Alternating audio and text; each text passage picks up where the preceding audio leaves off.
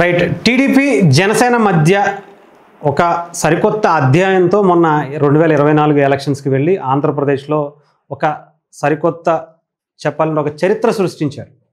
అలాంటి విజయాన్ని ఆ తర్వాత మళ్ళీ చిన్న చిన్న భేదాభిప్రాయాలు ఏ పార్టీకైనా రావటం సహజం, కుటుంబంలోనే వస్తూ ఉంటాయి. అలాంటిది రెండు పార్టీల ఆలోచనలు, ఎంతోమంది వ్యక్తుల ఆలోచనల మధ్య చిన్న చితగా వస్తూనే ఉంటాయి. కానీ పవన్ కళ్యాణ్ గారు కానీ, చంద్రబాబు నాయుడు గారు కానీ, లోకేష్ గారు కానీ పదే పదే మేము ఆంధ్రప్రదేశ్ ప్రజల అభివృద్ధి కోసం మాత్రమే పనిచేస్తున్నాము, వాళ్ళ కోసమే మీరు ఎన్ని మాటలన్నా, ఎవరు ఎన్ని విధాలుగా రాజకీయాలుగా ఉపయోగించుకోవాలన్నా కూడా మేము విడిపోము, మేము ఇంకొక 15 ఏళ్ళు కలిసే ఉంటాం, ఆంధ్రప్రదేశ్ అభివృద్ధి అయ్యే వరకు ఆంధ్రప్రదేశ్ ప్రజల అభ్యున్నత కోసం మేము ఎన్ని త్యాగాలు చేయడానికైనా సిద్ధం అన్నట్టుగానే చాలా సందర్భాల్లో చెప్పుకుంటూ వచ్చారు.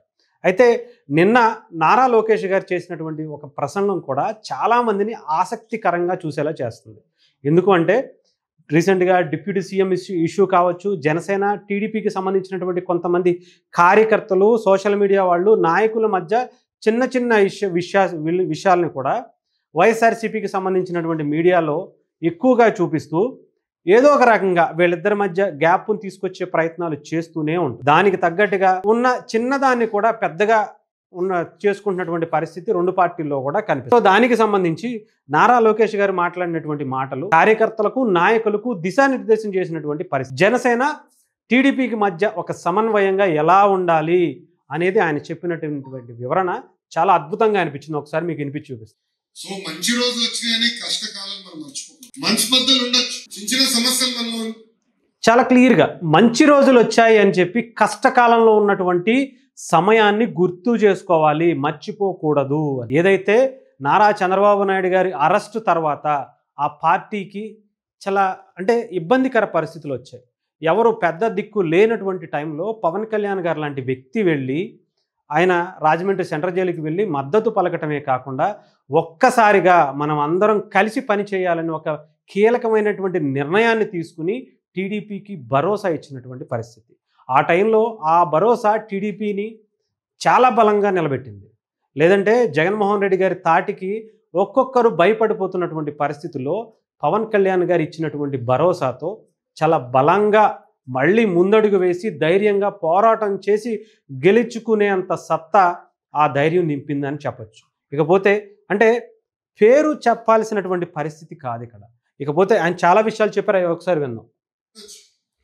ఒక్కొక్కరికి డిఫరెన్స్ ఉండొచ్చు, కానీ కలిసికట్టుగా పోరాడకపోతే గతంలో ఎలాంటి పరిస్థితి వచ్చిందో అదే పరిస్థితి మనం రావచ్చు. అది మనం మర్చిపోతాం.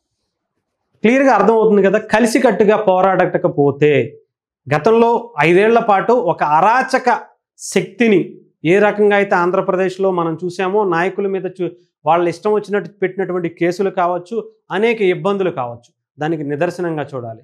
ఆ టైంలో కూడా మనకి భరోసాగా బలంగా నిలబడినటువంటి పరిస్థితులు విడిగా పోటీ చేస్తుంటే ఇప్పుడు మళ్ళీ అదే పరిస్థితుల కన్నా దారుణంగా ఇప్పుడు ఉండేటువంటివి.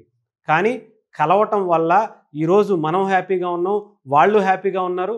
తద్వారా ఆంధ్రప్రదేశ్ ప్రజలు ఇంకా హ్యాపీగా ఉండాలి అనే ఉద్దేశం నారా లోకేష్ గారు చెప్పినటువంటి విషయాలు.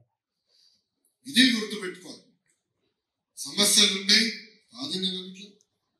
ఇప్పుడే ఇన్ఛార్జ్ గారు చెప్పారు, కూటమి ధర్మం అందరూ పాటించాలని ఆయన కోరారు. దాంట్లో ఎలాంటి సందేహం లేదు. పల్లా శ్రీనన్న నాయకత్వంలో కమిటీ పనిచేస్తుంది. పల్లన్న నాయకత్వంలో మన నియోజకవర్గంలోనే కాదు, అన్ని 175 నియోజకవర్గాల్లో కూటమి ధర్మం పాటించే బాధ్యత మేము తీసుకుంటాం. అది సాధించాలంటే మీరు కూడా ఎమ్మెల్యే గారితో కూర్చుని ప్రతి వారం కూర్చోవాలి. ఇప్పుడు నేనున్న మంగళగిరి నియోజకవర్గం నుంచి గెలిచిన తర్వాత నేను వదలను. జనసేన ఇన్ఛార్జ్ గారు ఉంటారు, వారానికి ఒకసారో 15 రోజులకు ఒకసారి మేము కలుస్తాం, కూర్చుంటాం. ఆయనకి ఇష్యూస్ ఉంటే చెప్తాడు, నేను మాట్లాడతా, ఆయన మాట్లాడతారు. నేనన్నా ఆయన కన్విన్స్ చేస్తా, ఆయనన్నా నన్ను కన్విన్స్ చేస్తాను. ఒకవేళ ఇద్దరం కన్విన్స్ కాకపోయినా మళ్ళీ వారం తర్వాత కూర్చుందాం, వివరాలు ఇవ్వండి అని చెప్తాం, మళ్ళీ వారం తర్వాత కూర్చుంటాం. అదేవిధంగా భారతీయ జనతా పార్టీకి చెందిన నాయకులు కొంతమంది ఉంటారు, వాళ్ళతో కూర్చుంటాను. అంటే ఒక మంగళగిరి నియోజకవర్గ శాసనసభ్యుడిగా నేను ఇంత టైం ఇచ్చి కూర్చుంటున్నాను. ఇన్ఛార్జ్ గారి పైన బాధ్యత ఉంది. ఇప్పుడు నేను ఎమ్మెల్యే గారితో కూడా నేను మాట్లాడతాను. దాంట్లో ఎలాంటి డౌట్ అవసరం లేదు. అబ్సల్యూట్ గా దాంట్లో ఎలాంటి సందేహం అవసరం లేదు. మనందరం కలిసి ఇక్కడ ఆయన ఎంత హుందాగా నారా లోకేష్ గారు ఆయన ఒక మంత్రిగా, ఒక సీఎంకి కొడుగ్గా, ఇంకొక పెద్ద కుటుంబం నుంచి తెలుగుదేశం వ్యవస్థాపకులు ఎన్టీఆర్ గారికి మనవడిగా, ఒక పక్క మామయ్య ఎమ్మెల్యేగా ఉన్న ఆయన ఒక హుందాగా ఉండాల్సినటువంటి పరిస్థితిలో కూడా ఎక్కడా కూడా ఆయనకి ఆ టైంలో సపోర్ట్ ఇచ్చినటువంటి జనసేనను, కూటమి మధ్య ఉన్నటువంటి బంధాన్ని కూడా ఎక్కడ జాగ్రత్తగా చూసుకుంటూ, ముఖ్యంగా ఆయన మంగళగిరిలో కూడా అక్కడ ఉన్నటువంటి చెల్లపల్లి శ్రీనివాస్ గారి జనసేన పార్టీ ఇన్ఛార్జిని నేను పిలుచుకుని మాట్లాడుతూ ఉంటాను. ఆయన్ని కూడా కొంత టైం ఇస్తాను, ఇద్దరి మధ్య ఉండేటువంటి అభిప్రాయాలు తెలుసుకునే ప్రయత్నం చేస్తాను, ఒక తాటిపైకి వచ్చి ఎవరికి ఇవ్వాల్సినటువంటి ప్రాధాన్యత వాళ్ళకి ఇస్తాను. అటు జనసేన నియోజకవర్గాల్లో అయినా టీడీపీ నియోజకవర్గాల్లో అయినా కూడా ఇద్దరు కలిసి వెళ్ళాలి, ముందుకు వెళ్ళాలని చెప్పి ఏర్పాటు చేసినటువంటి సమన్వయ సమావేశం లాంటిది ఇది. అది కూడా జనసేన గెలిచినటువంటి యలమంచిల నియోజకవర్గంలో ఈ మీటింగ్ పెట్టడం కూడా అదే ఉద్దేశం.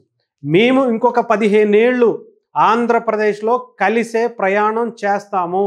ఇది మా పార్టీ వ్యక్తిగతంగానో, మా పార్టీ నాయకుల వ్యక్తిగత అభిప్రాయాల కోసమో, వ్యక్తిగత స్వలాభాల కోసమో కాదు అని చెప్పి నారా లోకేష్ గారు కానీ పదే పదే పవన్ కళ్యాణ్ గారు చెప్పినా కూడా ఇది ఆంధ్రప్రదేశ్ ప్రజల అభివృద్ధి కోసం, ఆంధ్రప్రదేశ్ అభివృద్ధి కోసం, రాజధాని కోసం, ఎన్నో కంపెనీల రాక కోసం, ఇక్కడ ఉన్నటువంటి యువత ఉద్యోగాల కోసం అని చెప్పి మనం అనుకోవాలి.